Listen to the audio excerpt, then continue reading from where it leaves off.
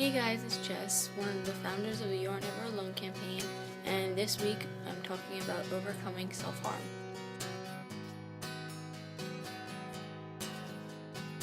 Overcoming self-harm can be a really challenging thing to do. I know a lot of people that have unfortunately gotten into it, and it can be addicting. I know that. I've talked to many people on very personal levels about it, and I know that for some people it can be nearly impossible to stop, but today I'm going to be talking about a few different ways that can help you and hopefully make you stop. One of the main projects that I recommend to people when they come to me about self-harm is called the Butterfly Project.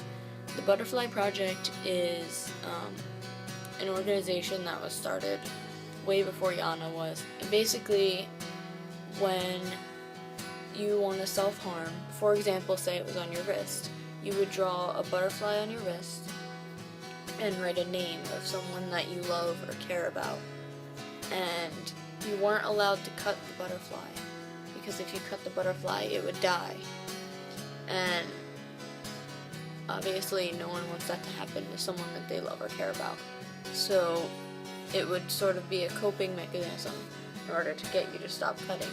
I know a lot of people that have tried this and it has worked. You're also not allowed to wash the butterfly off, and if it does come off after a while, you should always redraw it on.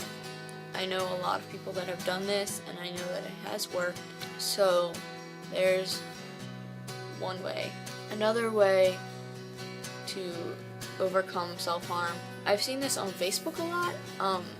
People, when, for example, again, if they wanted to cut on their wrist or their arm, instead of using something to hurt themselves, they just take a marker and wherever they want to cut, they draw with the marker.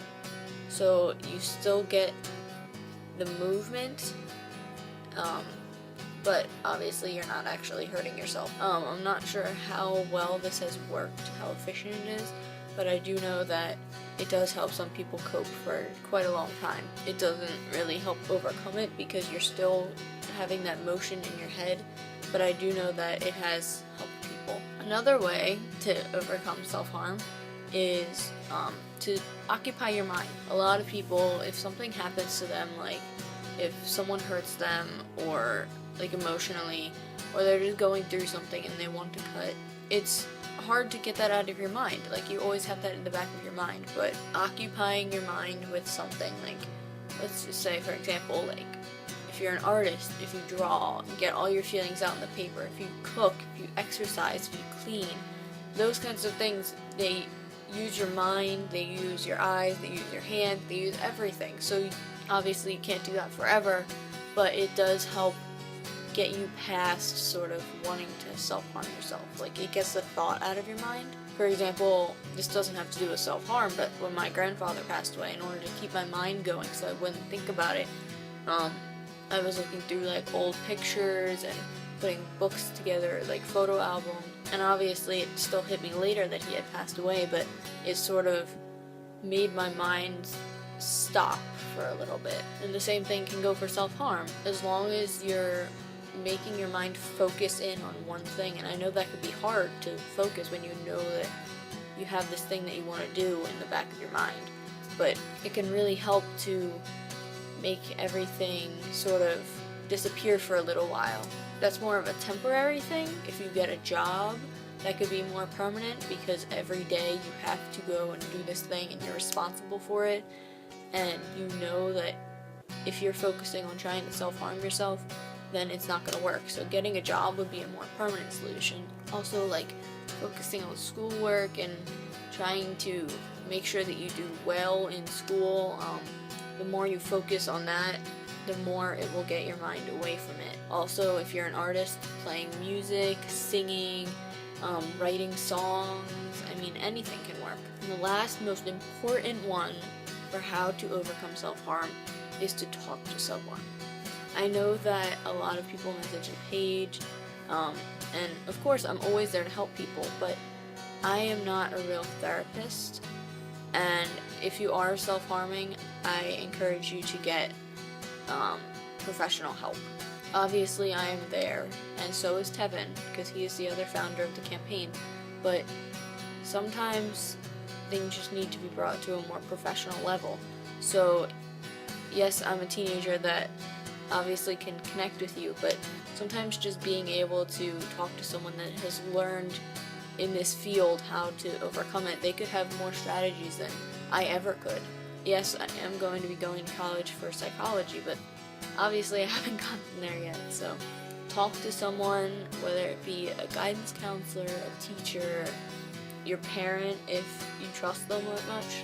I know it's really hard to talk to parents sometimes, but they can be there to help you even when you don't think so. Even if you think that your parents don't care, there's always the chance that even if you think they don't care, they most likely do. I mean, they gave birth to you, they brought you into this world. So yeah, a teacher, a parent, friend's parents, grandparent, aunt, uncle, cousin, I don't know, just someone that you trust, because even if you don't go to someone professional right away, like say you don't go to your guidance counselor, you don't go to a teacher, you don't go to a therapist, if you tell someone that you trust, that you could still, like, they could get you there. I know that it's really scary to go to the therapist and stuff like that, but they really do know what they're doing and they do want to help you. So being able to make yourself go there is a very big accomplishment, because they obviously, I know a lot of people think that they don't care, but they studied 6 to 8 years to be able to do this. I mean, if they have a doctorate, they studied 8 years. They dedicated their life just to be able to help people. So I know a lot of people think that, oh, my therapist doesn't actually care, they're just there because they want to be paid. I've heard that so many times. But they really do care. They went to school for that. I mean, why would you waste 8 years trying to study for something that you didn't want to learn and didn't want to help people with? So this is it for topic 2, and I encourage you guys to comment down below with a topic you would like me to talk about next week. This is a thing that's going to keep going. It's our Tuesday series, as we call it. So I do encourage you to comment down below with what you want me to talk about next week, because otherwise I won't have anything to talk about if no one comments. So thank you for watching this video, and if you are someone that has self-harmed, please, please, please get help. Professionals out there will want to talk to you, and